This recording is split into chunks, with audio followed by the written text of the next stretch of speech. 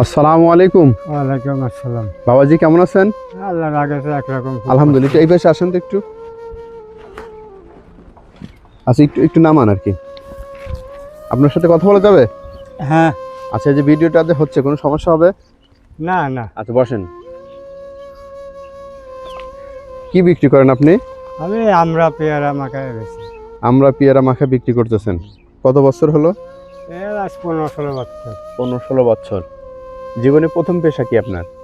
প্রথমে van tan চালাতাম, রিক্সা, তারপর থেকে এটা। আচ্ছা, আপনার বাসাটা কোথায়? বাসা বর্তমান শাহজাহানপুর, আমি ভাড়া থাকি। শাহজাহানপুরে বাসা ভাড়া থাকেন? উল্লাপাড়া? না, এই ঘাটনি শাহজাহানপুর। ওই তো উল্লাপাড়া উপজেলার মধ্যে। এমনি আপনার দেশের বাড়িটা কোথায়? পাবনা ছেলে। আপনার কোন থানা বা কোন উপজেলা? পাবনা সদরে। আপনার সদরে। বর্তমানে মা বাপ মারা যাওয়ার পরে জায়গা জমি কিছু বর্তমান নাই। এখানে সলক কাজী পাড়া বিয়ে করেছিলাম, এখানে তারও কিছু নেই। বর্তমানে আমি এখন এইসব বেশি কিনি, ওই পরিবার ঘর ভাড়া থাকা। খুব অসহায়, খুব কষ্টে আছে আমরা। আহারে। আর বাড়িওয়ালারাও মনে করে যে কিছু সমস্যা একটা, এখন সেলোরা চড়া করে বেড়ায় না, এই যে এইভাবে কোনো চলছে। প্রতিদিন কোথায় কোথায় এগুলো বিক্রি করেন? এগুলি আমি এই গুত্র গ্রাম, আদর্শ গ্রাম, দিনাজপুর, শিবপুর, এইদিকে। ওই প্রতিদিন সকাল কয়টায় বের হন? সকাল 9টা 8টা। কয়টা পর্যন্ত এগুলো বেচা বিক্রি করেন? 4টে 5টা এগারো। প্রতিদিন কি পরিমাণ বেচা বিক্রি হয়? বেচা কিনা বেশি হয় না, মনে করেন ওই 500-700 টাকা হয়। ওই চালান টালান বাচ্চার দিয়ে হয়তো 300-400 টাকা থাকে। সকালবেলা কি খেয়ে বের হয়েছেন? সকালে বাসায় তুমি কিছু খাইনি, ওই ঘুমলে আসিয়া দোকান থেকে একটা পয়টা একটা চা মাখা বেড়া চলে আসে। ওই যায় খাতি 4টে 5টা। আহারে, খাইতে খাইতে 4টে 5টা বাজে। 4টে কি বাসায় যাই খাবেন? বাসায়। তার মানে এখন তো প্রায় 2টা বাজে, কিছুই খান নাই। ওই দোকানে ওই বিস্কুট টিস্কুট চা মা এই ফল দিয়ে চলে।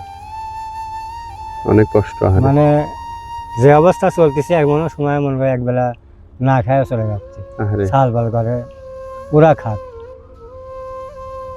আপনি এত কষ্ট করেন, স্ত্রী আপনাকে কেমন ভালোবাসে?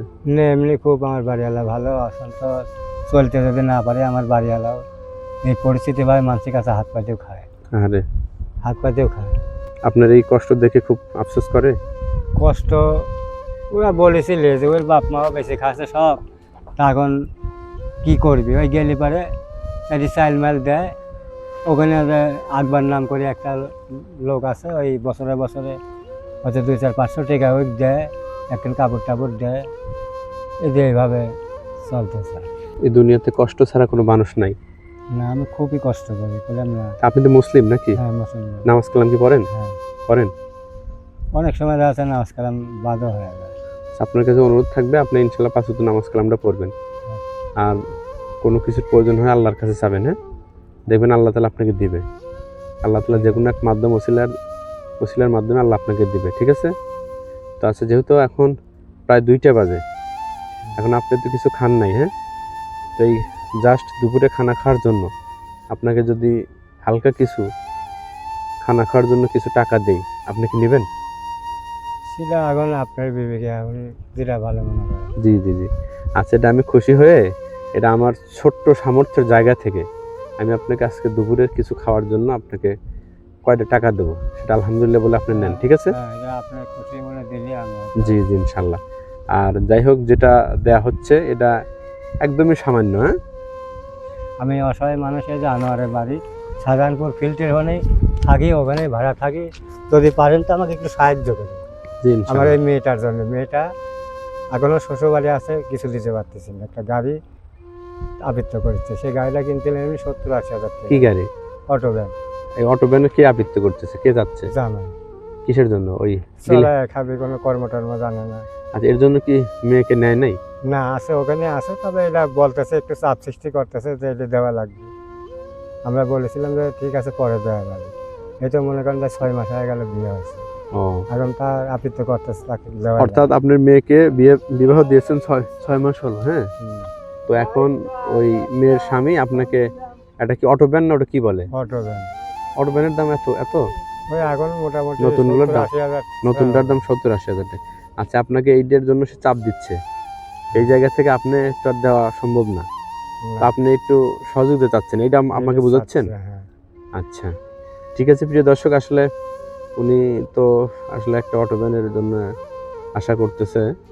আশা করি আপনারা যদি ওনাকে একটু সহযোগিতা করতে চান আসলে করতে পারবেন। ইনশাল্লাহ আমার নাম্বার দেওয়া থাকবে স্ক্রিনে এবং কমেন্ট বক্সে।